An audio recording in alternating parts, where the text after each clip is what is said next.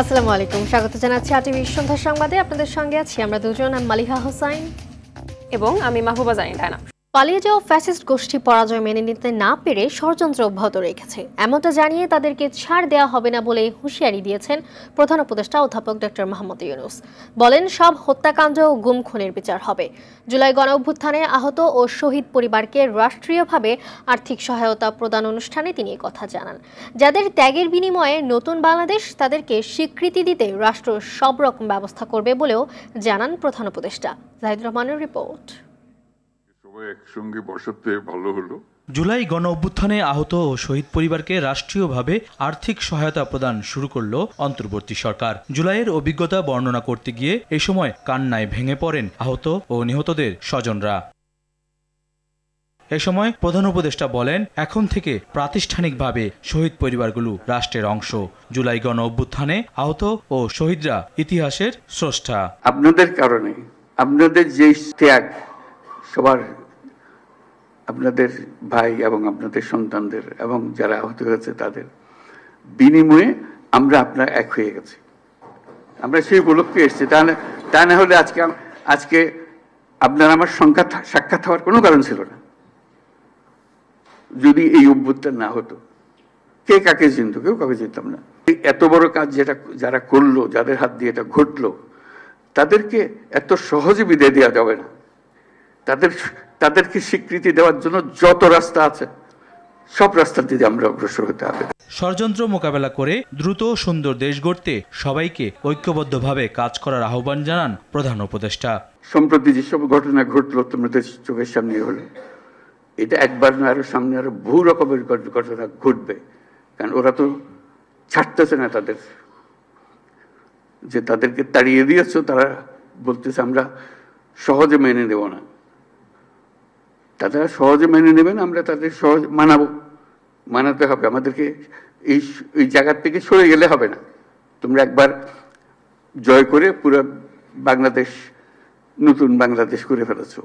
এই নতুন বাংলাদেশের ভেতরে যারা গন্ডগোলের সৃষ্টি করতে পারে তাদেরও নিশ্চিহ্ন করবো আমরা।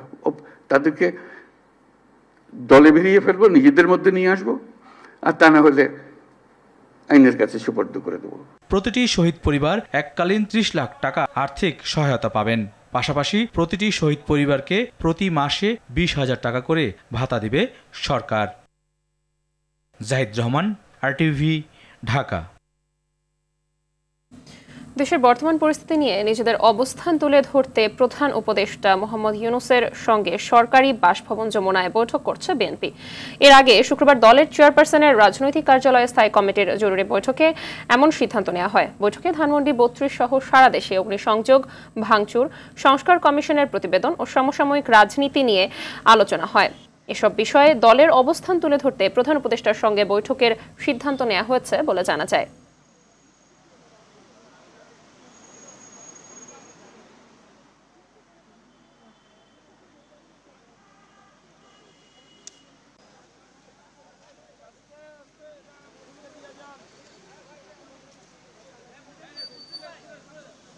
প্রধান উপদেষ্টার সাথে বৈঠক চলছে বিএনপির, সেখানে আছেন আমাদের সহকর্মী আলামিন খান।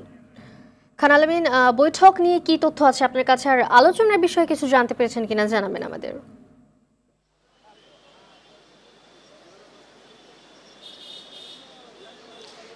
মালিহা, প্রায় ঘন্টা হতে চলল যে বৈঠকটি শুরু হয়েছে। বিএনপির যে প্রতিনিধি দল রয়েছে তাদের সাথে প্রধান উপদেষ্টা ডক্টর মোহাম্মদ ইউনূসের প্রতিনিধি দলে কারা রয়েছেন এরই মধ্যে হয়তো জেনেই গেছেন। প্রতিনিধি দলে মূলত বিএনপি মহাসচিব মির্জা ফখরুল ইসলাম আলমগীর নেতৃত্ব দিচ্ছেন। তার সাথে রয়েছেন স্থায়ী কমিটির 2 সদস্য, একজন সালাউদ্দিন আহমেদ এবং আরেকজন মেজর অবসরপ্রাপ্ত হাফিজউদ্দিন আহমেদ। এই দুইজন তারা বৈঠক করছেন। বৈঠকে যেসব বিষয়গুলো আলোচনা হতে পারে বলে আমাদেরকে ধারণা দেওয়া হয়েছে বিএনপির যে মিডিয়া উইং রয়েছে তাদের পক্ষ থেকে, এর মাঝে একটি বিষয় হচ্ছে যে সংস্কার এবং নির্বাচন, এই দুটি বিষয় বিএনপি সবসময় বৈঠকগুলোতে আলোচনা করে আসছিল, সেই বিষয়গুলোতে জোর দেওয়া হবে।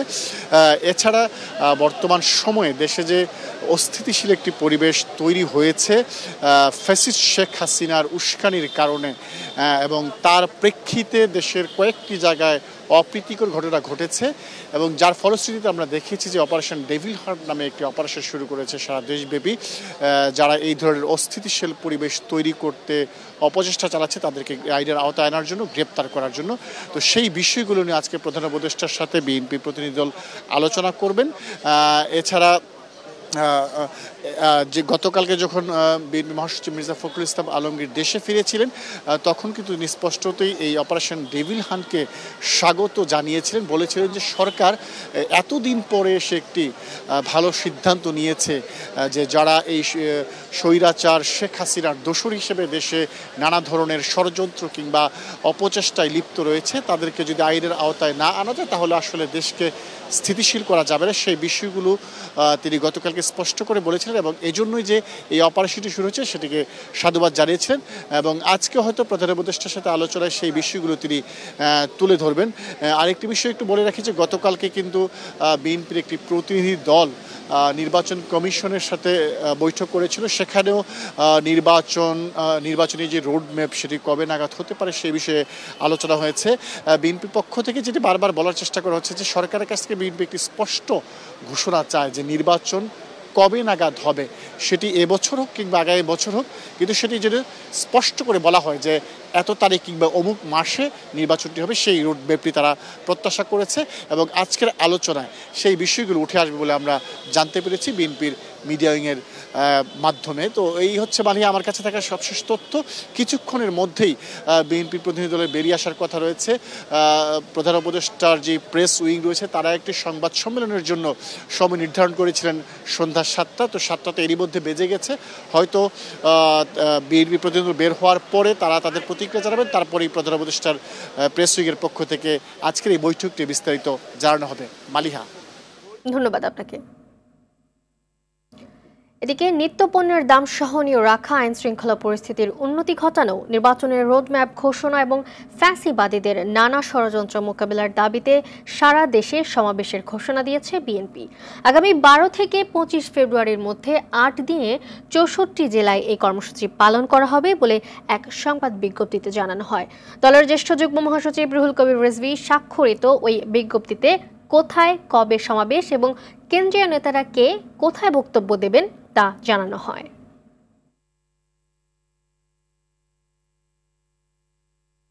যতদিন ডেভিল দূর না হবে ততদিন ডেভিল হান্ট অপারেশন চলবে। যারা শয়তান তারাই এই অপারেশনে ধরা পড়বে। তারা ছোট বা বড় মাপের শয়তান কিনা তা বিবেচনা করা হবে না বলে মন্তব্য করেছেন স্বরাষ্ট্র উপদেষ্টা লেফটেন্যান্ট জেনারেল অবসরপ্রাপ্ত জাহাঙ্গীর আলম চৌধুরী।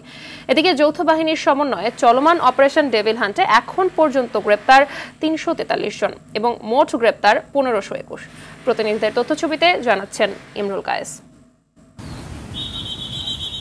শনিবার থেকে সারা দেশে চলছে যৌথ বাহিনীর বিশেষ অভিযান অপারেশন ডেভিল হান্ট। অভিযানে বিভিন্ন স্থান থেকে আটক হচ্ছেন আওয়ামী লীগের নেতাকর্মী সহ নানা অপরাধের আসামিরা। সারা দেশে চলমান এই অভিযানে গ্রেফতার প্রায় 1500। এর মধ্যে গাজীপুরে গ্রেফতার 182 জন। গাজীপুর মেট্রোপলিটন পুলিশ 79 ও জেলার সাবেক এমপি সহ 5 থানায় 21 জন আওয়ামী লীগ নেতাকর্মীকে গ্রেফতার করা হয়েছে। রোববার রাত 12টায় জেলার শ্রীপুর উপজেলা থেকে সিরাজগঞ্জ 6 আসনের আওয়ামী লীগের সাবেক এমপি চয়ন ইসলামকে গ্রেফতার করে পুলিশ। যৌথ বাহিনীর এই অভিযানে হবিগঞ্জের নবীগঞ্জ উপজেলা আওয়ামী লীগের যুগ্ম সাধারণ সম্পাদক কাজী ওবায়দুল কাদের হেলাল গ্রেফতার হয়েছে। সোমবার ভোরে গ্রেফতার হন শেরপুর জেলা ওলামা লীগের সভাপতি নুরুল ইসলাম সহ ছাত্রলীগের 2 নেতা। পটুয়াখালীর কলাপাড়ায় লালুয়া ইউনিয়ন শ্রমিক লীগের সাবেক সাধারণ সম্পাদক শাহাবুদ্দিন গাজীকে গ্রেফতার করা হয়েছে। রাঙামাটিতে পৌর আওয়ামী লীগের সাধারণ সম্পাদক মনসুর আলী সহ 3 জনকে আটক করা হয়। চট্টগ্রামের বাঁশখালীতে গ্রেফতার হয়েছে 2 জন। এছাড়াও নোয়াখালীর হাতিয়ায় বিশেষ অভিযানে ইউপি চেয়ারম্যান সহ আটক 5।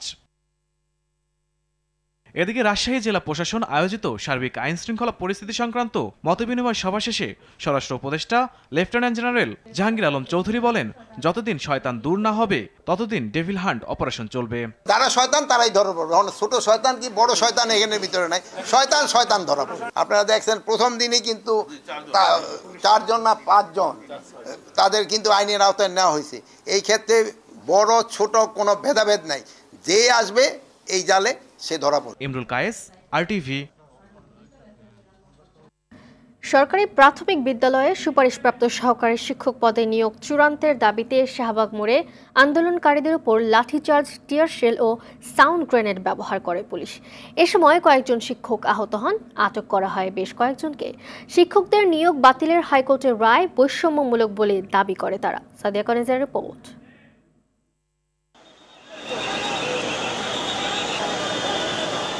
দুপুর 2টার কিছু আগে শাহবাগ মোড়ে পুলিশের সঙ্গে সংঘর্ষে জড়ান প্রাথমিকে সুপারিশপ্রাপ্ত শিক্ষকরা। পুলিশের লাঠিচার্জ আর জলকামান নিক্ষেপে দিক বিদিক ছোটাছুটির পর কিছু সময়ের জন্য ছত্রভঙ্গ হয়ে যায়।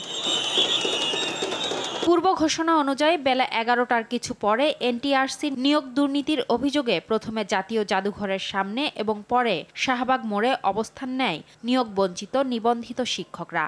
এ সময় নিয়োগ নিশ্চিতের দাবিতে অবস্থান নেয় প্রাথমিকে সুপারিশপ্রাপ্ত শিক্ষকরাও। গেল বৃহস্পতিবার প্রায় 6,500 সুপারিশপ্রাপ্তকে বাতিলের ঘোষণা দেন আদালত। এরপর থেকেই আন্দোলন নামেন তারা।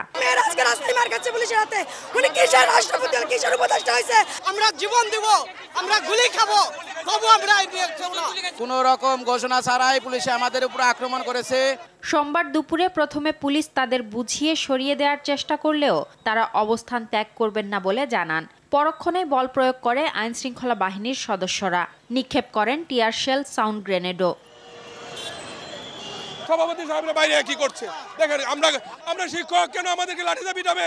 এরপর শিক্ষকরা তাদের অবস্থানে অনড় হলে অচল হয়ে পড়ে শাহবাগ মোড়, বন্ধ হয়ে যায় যান চলাচল। এ সময় পুলিশের পিটুনিতে আহত হয়ে হাসপাতালে ভর্তি হন অনেকে, আটক করা হয় বেশ কয়েকজনকে। গুরুত্বপূর্ণ মোড় এটা ফাঁকা রাখার জন্য যে যান চলাচল করে, এদের তো আসলে থাকা লাভ নাই। নারী শিক্ষকদের উপর পুরুষ পুলিশের হামলার নিন্দা ও ক্ষোভ প্রকাশ করেন আন্দোলনরতরা। আমাদেরকে চাকরি না দিয়ে চাকরি দিব করে বিভিন্ন সময় আমাদেরকে অপেক্ষায় রেখে আজকে আমাদের চাকরির বয়স শেষ। পুলিশের আক্রমণাত্মক অবস্থানের পরও শাহবাগ মোড়ে নিজেদের অবস্থান ধরে রাখে আন্দোলনকারীরা। সাদিয়া কানিজ, RTV, ঢাকা। আরব আমিরাতে গ্রেপ্তার বন্ধ, দুবাইয়ের নো এন্ট্রি তুলে নেওয়া সহ 5 দফা দাবিতে আন্দোলন করেন ক্ষতিগ্রস্ত প্রবাসীরা। সকাল 10:30টায় সংযুক্ত আরব আমিরাত সহ অন্যান্য দেশ থেকে ফেরত আসা প্রবাসীরা প্রধান উপদেষ্টার সঙ্গে সাক্ষাতের দাবিতে যমুনা অভিমুখে যাওয়ার পথে ইন্টারকন্টিনেন্টালের সামনের রাস্তায় পুলিশের বাধার মুখে পড়ে। প্রবাসীরা জানান, জুলাই আগস্টে বৈষম্য বিরোধী ছাত্র আন্দোলনের সময় একাত্মতা জানিয়ে আরব আমিরাত সহ বেশ কয়েকটি দেশে আন্দোলনের কারণে গ্রেপ্তার হন তারা। পরে তাদেরকে দেশে পাঠিয়ে দেওয়া হয়। পরে দুপুর 12টার পর 5 জনের প্রতিনিধি দল সাক্ষাতের জন্য গেলে প্রধান উপদেষ্টার সহকারী একান্ত সচিব সাব্বির আহমেদ এর আশ্বাসে 10 দিনের জন্য আন্দোলন স্থগিত করেন ক্ষতিগ্রস্ত প্রবাসীরা। 10 দিনের মধ্যে দাবি পূরণ না হলে কঠোর কর্মসূচি দেওয়ার হুঁশিয়ারি দেন তারা। 3-4 জন বসে কোনো আন্দোলন করা যায় না। তারপরও ওই দেশের সরকারের আইনকে আমরা শ্রদ্ধা রেখে আমরা বাংলাদেশের ছাত্র আন্দোলনে আমরা জড়ে পড়ে। আওয়ামী লীগের অন্যতম অনেক লোক ছিল, তারা আমাদেরকে আখ্যায়িত করে আমাদের নামগুলা কনসাল জেনারেলের কাছে যখন লিখিত দেয়, তখন ওই দেশের ন্যাশনাল সিআইডি দায়িত্ব নিয়ে আমাদেরকে ওইখানে অ্যারেস্ট করে। অর্ধেক হজযাত্রীর সেবা চুক্তি সম্পন্ন করেনি হজ এজেন্সিগুলো, অথচ সময় বাকি মাত্র 4 দিন। ধর্ম উপদেষ্টা আফম খালিদ হোসেন জানিয়েছেন, 14 ফেব্রুয়ারির পর সময় বাড়াবে না সৌদি সরকার। এজেন্সির গাফিলতিতে বিড়ম্বনা সৃষ্টি হলে সংশ্লিষ্ট এজেন্সিকেই দায় নিতে হবে। এছাড়া উমরাহ টিকিট সিন্ডিকেট জটিলতায় 7 সদস্যের তদন্ত কমিটি গঠনের কথা জানান উপদেষ্টা। আশিকুল আলম জানাচ্ছেন বিস্তারিত। এবার পবিত্র হজ পালনের উদ্দেশ্যে নিবন্ধন করেছেন 87,100 জন। এর মধ্যে সরকারি ব্যবস্থাপনায় 5,200 এবং বেসরকারি ব্যবস্থাপনায় হজে যাবেন 81,900 জন যাত্রী। সচিবালয়ে হজ কার্যক্রমের বিস্তারিত সম্পর্কে সংবাদ সম্মেলনে ধর্ম উপদেষ্টা আফম খালিদ হোসেন জানান, হজ সেবাদানকারী কোম্পানিগুলোর সঙ্গে চুক্তি সম্পন্ন না করলে তৈরি হবে জটিলতা। যেসব এজেন্সিগুলো ধীরে কাজ করছেন তাদের সতর্ক করে উপদেষ্টা বলেন, দায় তাদেরই নিতে হবে। 14 ফেব্রুয়ারির মধ্যে সকল চুক্তি সম্পাদনের নির্দেশনা দেওয়া হয়েছে এবং এই ডেডলাইনের মধ্যে তাদের পক্ষ হতে সকল চুক্তি সম্পন্ন করার জন্য তাগিদ দিচ্ছে। ডেডলাইন 14 ফেব্রুয়ারি এবং এটা কোনোভাবেই বাড়ানো হবে না। এই পর্যন্ত আমাদের অর্ধেকের বেশি করেছেন, আর অর্ধেক এখনো বাকি আছে, সময় আছে মাত্র 4 দিন। ওমরা হজ যাত্রীদের টিকিটে বাড়তি দামের বিষয়ে উপদেষ্টা বলেন, সিন্ডিকেট বাণিজ্য চলতে দেয়া হবে না। এই যে অস্বাভাবিক মূল্য বৃদ্ধি করল, দ্বিগুণ ত্রিগুণ চতুর্গুণ, এর সাথে কারা জড়িত? স্বরাষ্ট্র মন্ত্রণালয়ের সিনিয়র সচিবকে সভাপতি করে 7 সদস্য বিশিষ্ট তদন্ত কমিটি গঠন করা হয়েছে। 15 কার্য দিবসের মধ্যে কমিটি প্রতিবেদন দেবে এবং এগুলো একটা টাস্কফোর্স 13 সদস্য সমন্বয়ের টাস্কফোর্স গঠন করা হয়েছে এবং ওনারা মনিটর করবেন। 2025 সালের হজে শিশু নেয়ার ব্যাপারে সৌদি সরকারের নিষেধ আছে বলেও জানান ধর্ম উপদেষ্টা। শিশুদেরকে নেওয়া যাবে না। সৌদি আরবকে আমরা বলেছি আপনারা এজটা আমাদেরকে জানাই দেন। আশিকুল আলম, RTV, ঢাকা। সুদের হার 10% রেখেই নতুন মুদ্রানীতি প্রকাশ করল কেন্দ্রীয় ব্যাংক। মূল্যস্ফীতি নিয়ন্ত্রণকে চ্যালেঞ্জ হিসেবে দেখছে ব্যাংকটি। বর্তমানে মূল্যস্ফীতি 7 থেকে 8% থাকলেও আসছে বছরে শুরুতে তা 5-এর ঘরে নেমে আসবে বলে আশা বাংলাদেশ ব্যাংকের গভর্নর ডক্টর হাসান এইচ মনসুরের। একই সাথে পাচারকৃত অর্থ উদ্ধারের সর্বোচ্চ চেষ্টা করা হচ্ছে বলেও জানান গভর্নর। দীপ্ত চন্দ্রপালের রিপোর্ট। অন্তর্বর্তী সরকার দায়িত্ব নেয়ার পর প্রথমবারের মতো মুদ্রানীতি ঘোষণা করল বাংলাদেশ ব্যাংক। সংবাদ সম্মেলনে বাংলাদেশ ব্যাংকের গভর্নর ডক্টর আহসান এইচ মনসুরের ঘোষিত নতুন মুদ্রানীতিতে কোনো চমক মেলেনি, ছিল গতানুগতিকই। সেটা 8.5 এবং সেটা 11.5%ই অপরিবর্তিত থাকবে। ব্যবসায়ী সমাজসহ নানা মহলে সুদের হার কমানোর প্রস্তাব থাকলেও অপরিবর্তিত রাখা হয়। আমরা তো প্রাইস লেভেলকে নামাতে পারবো না, কিন্তু আমরা মূল্যস্ফীতিকে কমাতে পারবো। আমরা মূল্যস্ফীতিকে সিঙ্গেল ডিজিটে অলরেডি নেমে এসছে।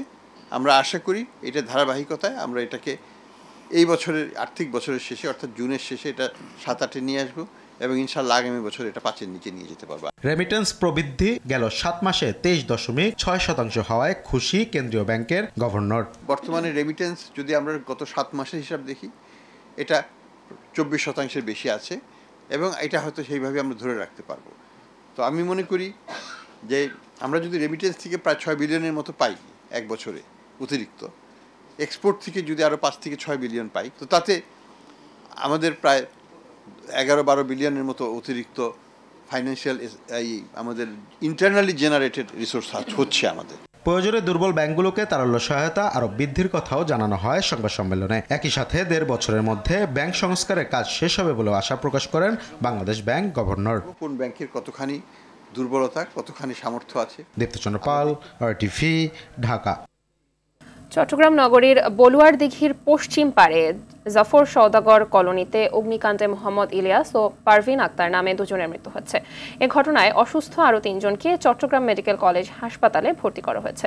সকালে নগরীর সওদাগর কলোনিতে এ ঘটনা ঘটে। ফায়ার সার্ভিসের সহকারী পরিচালক আব্দুল মালিক জানান, ভোর 6:42 অগ্নিকাণ্ডের খবর পেয়ে ফায়ার সার্ভিসের 4টি ইউনিট ঘটনাস্থলে গিয়ে আগুন নিয়ন্ত্রণে আনে। আগুনে কলোনির 5টি কাঁচা ঘর পুড়ে গেছে। এতে প্রায় 15 লাখ টাকার ক্ষতি হয়েছে। এদিকে আগুন লাগার কারণ এখনও নিশ্চিত হতে পারেনি ফায়ার সার্ভিস।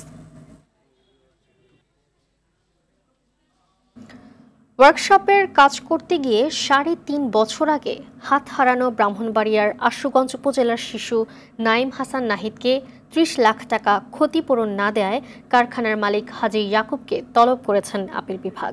আগামী 21 এপ্রিল তাকে হাজির করতে কিশোরগঞ্জের এসপিকে নির্দেশ দেওয়া হয়েছে। একটি আদালত অবমাননার আবেদনের শুনানি নিয়ে সোমবার বিচারপতি মোহাম্মদ আশফাকুল ইসলামের নেতৃত্বাধীন আপিল বিভাগ এই আদেশ দেন।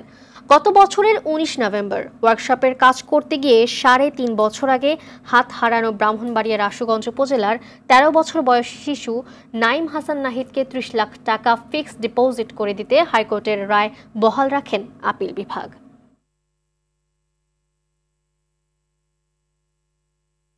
জাতীয় ভোক্তা অধিকার সংরক্ষণ অধিদপ্তর এবং ASBMEBর যৌথ মিডিয়া ফেলোশিপ অ্যাওয়ার্ড জিতলেন RTVর সিনিয়র রিপোর্টার সালিম মালিক সহ 3 গণমাধ্যম কর্মী। সকালে রাজধানীর কাওরান বাজারে TCB ভবনে ভোক্তা অধিদপ্তরের মিলনায়তনে বিজয়ীদের হাতে অ্যাওয়ার্ড তুলে দেন অধিদপ্তরের মহাপরিচালক মোহাম্মদ আলিম আক্তার খান। দেশের সম্ভাবনাময় কসমেটিক্স শিল্প, স্কিন কেয়ার ও পার্সোনাল কেয়ার খাত নিয়ে প্রতিবেদন করে এই অ্যাওয়ার্ড জিতেন তারা। প্রথমবারের মতো আয়োজিত ফেলোশিপে প্রিন্ট, অনলাইন ও টেলিভিশন ক্যাটাগরিতে মোট 30 জন সাংবাদিক অংশ নেন। এক সপ্তাহের মধ্যেই দেশের তেলের বাজারের অস্থিরতা কেটে যাবে বলে জানিয়েছেন বাণিজ্য, বস্ত্র ও পাট মন্ত্রণালয়ের উপদেষ্টা শেখ বশিরউদ্দিন। এছাড়া সিন্ডিকেটের বিরুদ্ধে ব্যবস্থা নিতে সরকার কাজ করছে বলে জানান তিনি। দুপুরে খুলনায় বেসরকারি খাতে ইজারা দেয়া দৌলতপুর জুট মিল পরিদর্শন শেষে সাংবাদিকদের প্রশ্নের জবাবে এই কথা বলেন উপদেষ্টা। পাট শিল্পের বিকাশে শেখ বশিরউদ্দিন বলেন, সরকারি মিলগুলো ধীরে ধীরে দক্ষ ও সফল উদ্যোক্তাদের হাতে তুলে দেয়া হবে। বাজার ব্যবস্থায় মজুদ এবং সরবরাহ পরিস্থিতি আমরা পুরোপুরি বিশ্লেষণ করছি এবং তার জন্য যে ব্যবস্থাগুলো আমরা নিচ্ছি, এই ব্যবস্থার বিনিময়ে আমরা আশা করি সপ্তাহখানেকের মধ্যেই আপনারা ভোজ্য তেলের বাজারে যে এই মুহূর্তে কিছুটা যে অস্থিরতা আছে এটা ইনশাআল্লাহ ঠিক। 53 বছরের সমস্যার সমাধান 6 মাসের সরকারের কাছে চাওয়া অনেক বেশি বলে মন্তব্য করেছেন পরিবেশ, বন ও জলবায়ু পরিবর্তন এবং পানি সম্পদ উপদেষ্টা সৈয়দা রিজওয়ানা হাসান। বিকেলে রাজধানীর সিরডাপ মিলনায়তনে Bangladesh legal aid and services centre blast আয়োজিত উপযুক্ত বর্জ্য ব্যবস্থাপনা এবং স্বাস্থ্যকর পরিবেশের অধিকার কেন্দ্রিক সংস্থার বিষয়ক নাগরিক সংলাপে এসব কথা বলেন পরিবেশ উপদেষ্টা। তিনি বলেন, বুড়িগঙ্গা দূষণমুক্ত করা একটা অসম্ভবকে সম্ভব করার মতো কাজ চলছে। বর্জ্য ব্যবস্থাপনার ক্ষেত্রে পরিবর্তন আনার কথা জানান উপদেষ্টা রিজওয়ানা হাসান।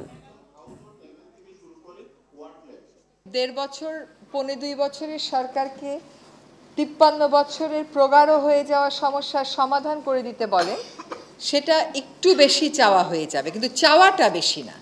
এই চাওয়াটাই যৌক্তিক, চাওয়াটাই যথার্থ, কিন্তু চাওয়ার সাথে পাওয়া মিলাতে একটা প্রক্রিয়া এবং একটা সময়ের সমন্বয় লাগবে। এখন আমাকে এখানে বসিয়ে বলা হচ্ছে যে ওইগুলো আপনি বলছিলেন না, এখন আপনি এগুলো সব ঠিক করে দিয়ে যান।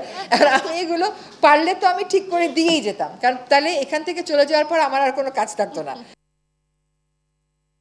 প্রতিবেশী দেশে পালিয়ে থাকা বড় দুর্নীতিবাজদের দেশে ফিরিয়ে এনে বিচারের মুখোমুখি করার কথা জানিয়েছেন দুর্নীতি দমন কমিশন দুদক চেয়ারম্যান ডক্টর মোহাম্মদ আব্দুল মোমেন। সকালে মুন্সিগঞ্জের গজারিয়ায় ইঞ্জিনিয়ারিং স্টাফ কলেজে দুদক কর্মকর্তাদের জন্য আয়োজিত 15 দিন ব্যাপী সরকারি ক্রয়নীতির ওপর প্রশিক্ষণ কর্মসূচির উদ্বোধন শেষে সাংবাদিকদের প্রশ্নের জবাবে তিনি এই কথা জানান। এ সময় তিনি আরও বলেন, সরকারি প্রতিষ্ঠানের দুর্নীতি 70 থেকে 80% ক্রয়নীতির সাথে সম্পর্কিত।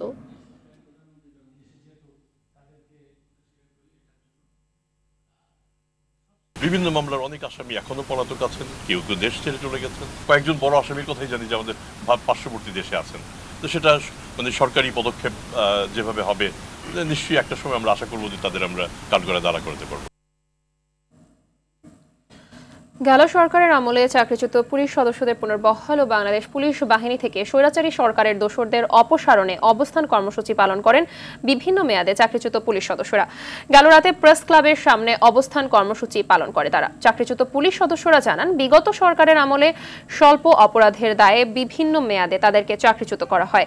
এ সময় অন্তর্বর্তী সরকারের দৃষ্টি আকর্ষণ করে বিশেষ বিবেচনায় চাকরিতে পুনর্বহালের দাবি জানান তারা। আলোচিত বুয়েট শিক্ষার্থী আবরার ফাহাদ হত্যা মামলার মৃত্যুদণ্ডপ্রাপ্ত আসামিদের আপিল ও ডেথ রেফারেন্স শুনানি আগামীকাল পর্যন্ত মুলতবি করেছে হাইকোর্ট। সোমবার বিচারপতি A.K.M. আসাদুজ্জামান ও বিচারপতি সৈয়দ এনায়েত হোসেনের দ্বৈত বেঞ্চ এই আদেশ দেন। এদিন রাষ্ট্রপক্ষ মামলার এজাহার, অভিযোগপত্র, অভিযোগ গঠনের আদেশ ও সাক্ষীদের জবানবন্দি পড়া শুরু করে। তা চলমান থাকায় পরের দিন আবার শুনানির সিদ্ধান্ত দেয় উচ্চ আদালত। মামলার নথি থেকে জানা যায়, 2021 সালে বাংলাদেশের প্রকৌশল বিশ্ববিদ্যালয়ের শিক্ষার্থী আবরারকে পিটিয়ে হত্যা মামলার রায়ে 20 জনের মৃত্যুদণ্ড ও 5 জনকে যাবজ্জীবন সাজা দেয় বিচারিক আদালত। কুষ্টিয়ার ছেলে আবরার ফাহাদ ছিলেন বুয়েটের ইলেকট্রিক্যাল অ্যান্ড ইলেকট্রনিক্স ইঞ্জিনিয়ারিং বিভাগের 2য় বর্ষের শিক্ষার্থী। 2019 সালের 7 অক্টোবর আবরারকে হত্যাকাণ্ডের ঘটনায় তার বাবা বরকতুল্লাহ পরদিন চকবাজার থানায় একটি হত্যা মামলা দায়ের করেন। মার্কিন প্রেসিডেন্ট ডোনাল্ড ট্রাম্পের গাজা কিনে নেয়ার ঘোষণায় ট্রাম্পকে সতর্ক করেছে ফিলিস্তিনের স্বাধীনতাকামী সংগঠন হামাস। সংগঠনটি বলছে, একজন রিয়েল এস্টেট ব্যবসায়ীর মানসিকতা দিয়ে ফিলিস্তিন সমস্যা মোকাবেলা করার চেষ্টা হবে একটি ব্যর্থ রেসিপি। এদিকে নেতাজারিম করিডোর থেকে ইসরায়েলি সেনা প্রত্যাহারের পর ফিলিস্তিনিরা যখন গাজায় ফিরতে শুরু করেছে, ঠিক তখনই আরও একজনকে গুলি করে হত্যা করেছে ইসরায়েল। অন্যদিকে ইসরায়েলি বাহিনীর গুলিতে অধিকৃত পশ্চিম তীরে এক গর্ভবতী নারী সহ নিহত হয়েছে 3 ফিলিস্তিনি। ইসরায়েলি বাহিনীর কয়েক সপ্তাহ ধরে চলা আক্রমণে সেখানে বাস্তুচ্যুত মানুষের সংখ্যা 35,000 ছাড়িয়েছে। হামজা ফাহমিদুল জাদুতে এবার এশিয়ান কাপ বাছাইয়ে বাংলাদেশ ভালো করবে বলে মনে করেন লাল সবুজের সাবেক কোচ জেমি ডে। প্রবাসী ফুটবলারের অন্তর্ভুক্তি বাংলাদেশ ফুটবলে ইতিবাচক ফল আনবে বলে মত তার। আরটিভিকে ব্রিটিশ এই কোচ বলেন, ভালো ফুটবলারদের জন্য একটি ভালো কাঠামো তৈরি করতে হবে। নাজমুল সাকিবের রিপোর্ট। এশিয়ান কাপের চূড়ান্ত বাছাই উতরাতে শক্তিশালী প্রাথমিক স্কোয়াড ঘোষণা করেছে হাভিয়ার ক্যাব্রেরা, যেখানে ইংলিশ প্রিমিয়ার লিগে খেলা হামজা চৌধুরীর সাথে সুযোগ হয়েছে ইতালিয়ান চতুর্থ স্তরের লিগে খেলা 18 বছর বয়সী ফাহমিদুল ইসলামের। জামাল ভুঁইয়া তারেক কাজীর পর লাল সবুজ জার্সিতে ভারতের বিপক্ষের ম্যাচ দিয়ে অভিষেক হবে বাংলাদেশি বংশোদ্ভূত ইংলিশ ফুটবলার হামজা চৌধুরীর। ক্যাব্রেরার 38 জনের দলে থাকা ফাহমিদুলের সুযোগ থাকছে বাংলাদেশের হয়ে অভিষেক হওয়ার। জাতীয় দলের জার্সিতে প্রবাসীদের আগমনকে ইতিবাচকভাবে দেখছেন বাংলাদেশের সাবেক ইংলিশ কোচ জেমি ডে। প্রবাসীদের আগমন অবশ্যই ভালো। অনেক দেশই জাতীয় দল গোছাতে এই পথে যাচ্ছে। এটা ফুটবলকে এগিয়ে নিতে সাহায্য করবে। জেমিডের মতে হামজা ফাহমিদুলের অন্তর্ভুক্তি দলকে আত্মবিশ্বাসী করে তুলবে, যা দলের ভালো ফলাফলে বড় প্রভাব ফেলবে। র্যাঙ্কিংয়ে এগিয়ে থাকা দলগুলোর বিপক্ষে প্রতিদ্বন্দ্বিতা করা সবসময় কঠিন, তবে হামজার মতো ফুটবলার খেলায় বড় প্রভাব ফেলবে। ফাহমিদুলও প্রতিভাবান ফুটবলার, তারা দলে থাকায় অন্যদের খেলায় প্রভাব পড়বে। তবে ফুটবলের দীর্ঘমেয়াদী উন্নয়নে তৃণমূল থেকে পাইপলাইন গোছানোর উপর গুরুত্ব দিয়েছেন এই কোচ। নাজমুল সাকিব, আরটিভি, ঢাকা। আসন্ন চ্যাম্পিয়ন্স ট্রফি ক্রিকেটে শিরোপা জয়ের স্বপ্ন দেখছেন বাংলাদেশের কোচ ফিল সিমন্স। দুপুরে মিরপুরে চ্যাম্পিয়ন্স ট্রফির প্রস্তুতিতে বাংলাদেশ দলের অনুশীলনের আগে সংবাদ সম্মেলনে এমন স্বপ্নের কথা জানান টাইগার কোচ। সামর্থ্য অনুযায়ী খেলতে পারলে বাংলাদেশের সামনে ভালো সুযোগ রয়েছে বলে মনে করেন তিনি। আতিকুল ইসলাম শাকিলের রিপোর্ট। আর মাত্র 8 দিন পরেই পাকিস্তান দুবাইয়ে শুরু হতে যাচ্ছে মিনি বিশ্বকাপ খ্যাত চ্যাম্পিয়ন্স ট্রফি ক্রিকেটের 50 ওভারের এই ক্রিকেটের জন্য অন্য দলগুলো যেখানে ওয়ানডে ম্যাচ খেলছে, সেখানে বাংলাদেশের ক্রিকেটারদের অনুশীলন হয়েছে বিপিএল এ টি20 ফরম্যাটে। আর তাই অনুশীলন ঘাটতির কথা টাইগার কোচ স্বীকার করলেও বলছেন 6-7 দিনের অনুশীলন ক্যাম্পে 50 ওভারের জন্য নিজেদের প্রস্তুত করার কথা। আমি একমত যে এটি সেরা প্রস্তুতি নয়, তবে একটি বিষয় আমি বলবো যে তারা সাদা বলের ক্রিকেটের মধ্যেই ছিল, তাই স্কিলের দিক থেকে আরো ভালো হয়েছে। পরবর্তী 6-7 দিনে শুধু তাদের 50 ওভারের ক্রিকেটের জন্য প্রস্তুত করতে হবে। প্রস্তুতি ঘাটতি মানলেও দলের লক্ষ্য থাকবে সর্বোচ্চই। কোচের দাবি, বাংলাদেশের সামর্থ্য আছে শিরোপা জয়েরও। যদি বিশ্বাস না করতাম তবে এখানে থাকতাম না। আমার মনে হয় যখন আপনি কোনো টুর্নামেন্ট খেলতে যাবেন, সর্বোচ্চ প্রস্তুতি নিয়েই যাবেন। নির্দিষ্ট দিনে আপনি সেরা খেলাটাই খেলতে চাইবেন। আমি সবসময় সেই চেষ্টাই করি, দলকেও সে অবস্থাতেই দেখতে চাই। যদি সামর্থ্য অনুযায়ী সেরা খেলাটা খেলতে পারি, তবে আমাদের ভালো সুযোগ রয়েছে।